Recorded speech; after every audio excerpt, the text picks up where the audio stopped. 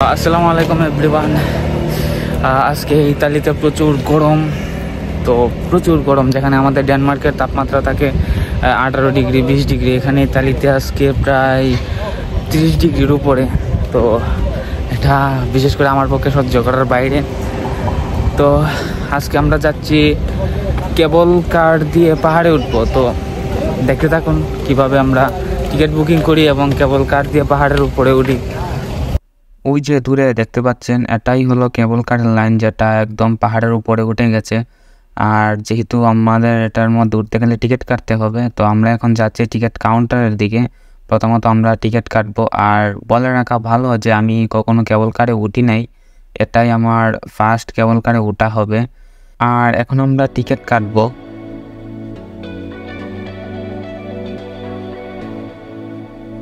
Ticket কাউন্টারে আমাকে video না করার জন্য বলছিল, তো ফাইনালি আমরা টিকিট কেটে ফেললাম। এটা আমার টিকিট, আর এটা হলো কেবল কার। তো আমরা এখন উপরে উঠবো।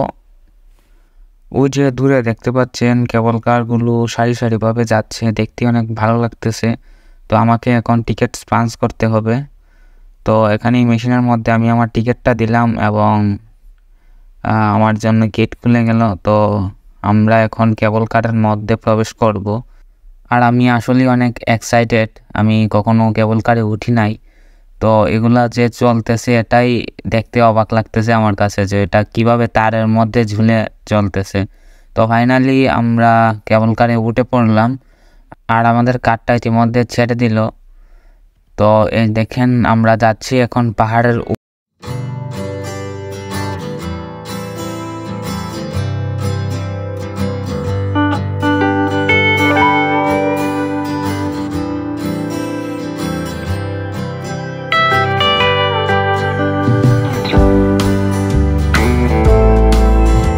সাথে আছেন শফিকুল এবং তারেক ভাই, আর আছেন আমাদের নাজমুল ভাই, ওনার হোস্ট। তো আমরা এখন যাইতেছি ফনিবিয়া কেবল কার এরিশ পাহাড়ের উপরে, যেটা হচ্ছে খুবই প্রত্নতাত্ত্বিক স্থাপনা ওইখানের মধ্যে আছে। তো আমরা সবাইকে ঘুরিয়ে ফিরিয়ে দেখাবো। ওইখানের মধ্যে অনেক প্রাচীন প্রাচীন জিনিস আছে এবং প্রাচীন রাজাদের কিছু আশ্চর্য জিনিস আছে, এগুলো আমরা দেখাবো সবাইকে। তো সবাই দেখবেন, সাথে থাকেন। একটা কথা আপনাদেরকে বলে রাখা ভালো, তো আমরা এরিস পাহাড়ের উপরে যাচ্ছি, আর আসলে আমি জানি না ওইখানে কি কি আছে। তো আমাদেরকে গাইড করতেছে আমার ভাই আনিসুর রহমান। আর দেখা যাক আমি ওইখানে কি দেখতে পারি এবং আপনাদেরকে কি উপহার দিতে পারি। এখান থেকে পুরো ত্রাপানি শহরটা দেখা যাচ্ছে, যেটি একটি সমুদ্রবর্তী একটা শহর। আর আপনারা দেখতে পাচ্ছেন দূরে একটি ফুটবল মাঠ, আর এখান থেকে পুরো শহরটা দেখা যাচ্ছে, দূর দূরান্তে সমুদ্র প্লাস শহর। আসলে এই জায়গার ভিউটা অসম্ভব সুন্দর। আর এই পর্যন্ত এসে একটা জিনিস বাজে এক্সপিরিয়েন্স করলাম। আমার মনে হয় এই কেবল কারের গ্লাসগুলো অনেক দিন যাবৎ পরিষ্কার করা হয় না, তো তার কারণে অনেক ঘোলা ছিল গ্লাসগুলো, যার কারণে আমরা বাহিরের দৃশ্যগুলো পরিষ্কারভাবে দেখতে পাচ্ছিলাম না।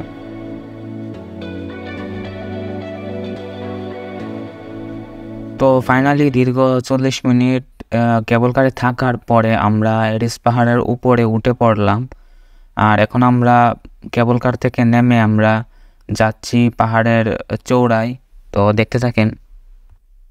আমরা এখন আছি এরিস পাহাড়ে, যেটা ইতালির মধ্যে অবস্থিত। তো আপনারা দেখতেই পাচ্ছেন পাহাড়ের উপর থেকে নিচটা অনেক সুন্দর দেখা যাচ্ছে। নিচে অনেক পিছনে ছোট ছোট গড় অনেক দূর। এখান থেকে ত্রাপানি শহরের সমস্ত এরিয়াটা সম্পূর্ণভাবে দেখা যাচ্ছে। আর এটা পাহাড়ের চূড়া, এখানে প্রচুর বাতাস, যেহেতু এটা পাহাড়ের উপরে তো বাতাস থাকাটাই স্বাভাবিক। আমরা এখন এরিস পাহাড়ের সিটির মধ্যে যাব।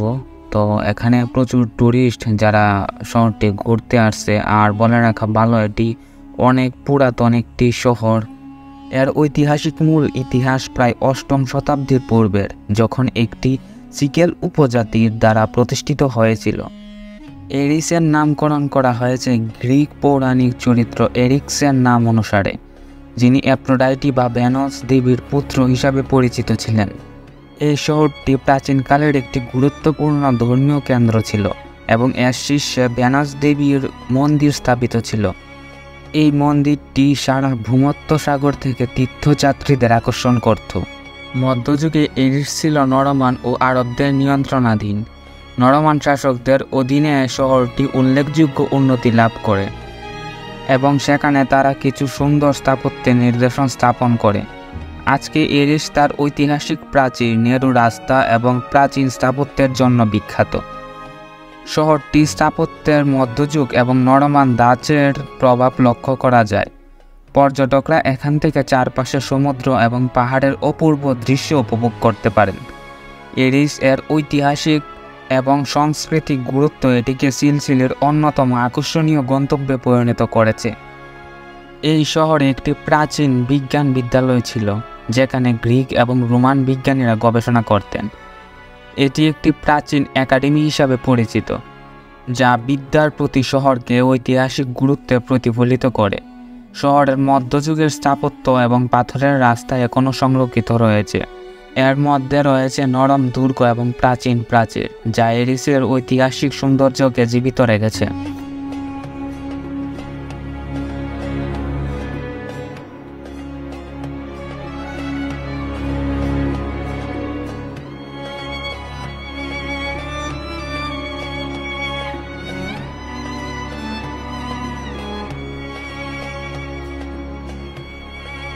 এরিক্স ছিলেন এই এরিসের অন্যতম প্রাচীন বিখ্যাত রাজা। এরিক্স শুধু একটি শক্তিশালী রাজা ছিলেন না, তিনি ছিলেন একজন বীর যোদ্ধা। তার শাসন আমলে এরিসের নিরাপত্তা এবং সামরিক শক্তি উল্লেখযোগ্যভাবে বৃদ্ধি পেয়েছিল। এরিসের প্রশাসনিক অবকাঠামো সম্পর্কে তেমনভাবে জানতে পারিনি, তবে মনে হয় এটি একটি কেন্দ্রতাত্ত্বিক শাসন ব্যবস্থা ছিল।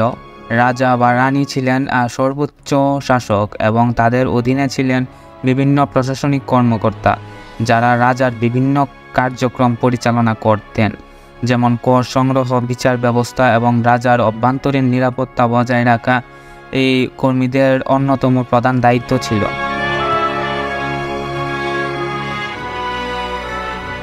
এরিসের অর্থনীতি প্রধানত ছিল কৃষি, বাণিজ্য এবং ধর্মীয় তীর্থযাত্রীদের উপর নির্ভরশীল। প্রাচীনকালে ফিনিশিয়ানরা এবং পরবর্তীতে কার্থাজিনীয়রা এরিসকে একটি গুরুত্বপূর্ণ বাণিজ্যিক কেন্দ্র হিসেবে গড়ে তোলে। শহরটি উচ্চ অবস্থান এবং ভূমধ্যসাগরের নিকটবর্তী হওয়ায় বাণিজ্যের জন্য অনুকূল পরিবেশ সৃষ্টি করে।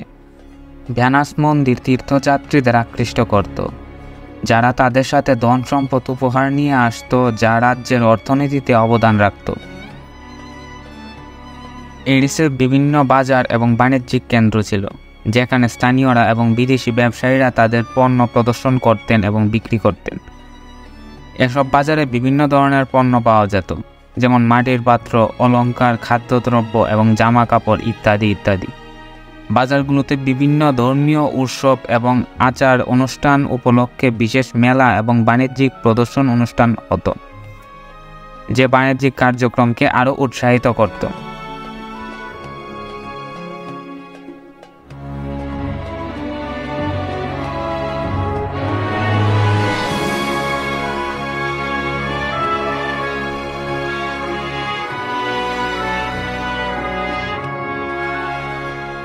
এরিস এমন একটি স্থান যেখানে ইতিহাস, কিংবদন্তি এবং মনোমুগ্ধকর প্রাকৃতিক দৃশ্য একত্রিত হয়েছে।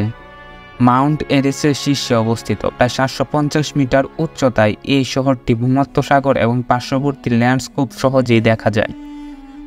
এর অন্যান্য ঐতিহাসিক গুরুত্ব, সাংস্কৃতিক ইতিহাস এবং প্রাকৃতিক সৌন্দর্যের সংমিশ্রণে এরিসকে এমন একটি গন্তব্যস্থল করে তুলেছে যা বিশ্বজুড়ে ভ্রমণকারীদের হৃদয় ও মনে আকৃষ্ট করে এবং প্রতি বছর এখানে অসংখ্য ট্যুরিস্ট ঘুরতে আসে। আর আপনারা বলতে পারেন এরিসের তার বিশেষ আবহাওয়া এবং কুয়াশার জন্য পরিচিত। বিশেষ করে গ্রীষ্মের মাসগুলোতে শহরটিতে প্রায়ই ঘন ঘন কুয়াশায় ঢেকে যায়, যা স্থানীয়ভাবে ভেনিসের চুম্বন নামে পরিচিত। এটি একটি রহস্যময় এবং রোমান্টিক পরিবেশ সৃষ্টি করে। শহরের উচ্চতর অবস্থানের কারণে প্রায় মেঘের উপর অবস্থান করে, যা এক অসাধারণ অভিজ্ঞতা আমাকে প্রদান করেছে। আর সবথেকে বড় কথা কি জানেন, এরিসের ভূপ্রাকৃতিক অবস্থান তাকে একটি শক্তিশালী সুরক্ষিত শহরে পরিণত করেছিল। মাউন্ট এরিসের উচ্চতম শিখরে অবস্থিত হওয়ার কারণে এটি শত্রুদের আক্রমণ থেকে সুরক্ষিত ছিল। এর প্রাকৃতিক প্রতিকারমূলক অবস্থান এবং শক্তিশালী প্রাচীর এরিসকে প্রাচীনকালে একটি অপ্রতিরোধ্য সুরক্ষিত স্থান হিসাবে পরিচালিত করে তোলে। সাময়িক শক্তির উপর নির্ভর করে এরিসের রাজারা তাদের শাসনকে অংশভুক্ত করতেন এবং প্রাচীন সিসিলির অন্যান্য অংশের সাথে তাদের কৃতিত্বকে বজায় রাখতেন। এরিসের ইতিহাস ও অদ্ভুত কাহিনীগুলো শুধু প্রাচীন গ্রিক এবং রোমান সংস্কৃতিতে সীমাবদ্ধ নয়, বরং স্থানীয় লোককথা এবং কিংবদন্তিতেও সীমাবদ্ধ। অনেক কাহিনী এরিসের প্রাচীন রাজা এবং রানীর সাহসিকতা, প্রেম এবং বীরত্বকে কেন্দ্র করে পরিণত হয়েছে। একটি কাহিনী অনুযায়ী এরিসের এক রাজা এবং রানী তাদের শহরকে রক্ষা করার জন্য নিজেদের জীবন উৎসর্গ করেছিলেন। তারা দেবীর মন্দিরে প্রার্থনা করে সাহায্য প্রার্থনা করেছিলেন এবং শেষ পর্যন্ত তাদের শহরকে রক্ষা করতে পেরেছিলেন। এরিসের আইনি ব্যবস্থা নিয়ে তেমন কোনো কিছু জানতে পারিনি, তবে আমার মনে হয় যে রাজা বা রানী প্রধান বিচারক হিসাবে কাজ করতেন এবং ধর্মীয় পুরোহিত এবং প্রশাসনিক কর্মকর্তারা আইনি সিদ্ধান্ত গ্রহণে সহায়তা করতেন। আমরা এরিস শহরটা ঘুরতে ঘুরতে অনেকটা সময় পার করে ফেলেছি, এবার বাড়িতে ফেরার পালা। তো আমরা ইতিমধ্যে আবার কেবল কারে উঠে পড়লাম, তো খুব দ্রুতই আমরা আবার বাড়ির দিকে চলে যাব। আর নিচে দেখেন মেঘগুলো যেন জমে গেল। তো যাই হোক, আপনাদের সঙ্গে দেখা হবে আবার পরবর্তী ব্লগে। ততক্ষণ পর্যন্ত ভালো থাকুন, সুস্থ থাকুন, আল্লাহ হাফেজ।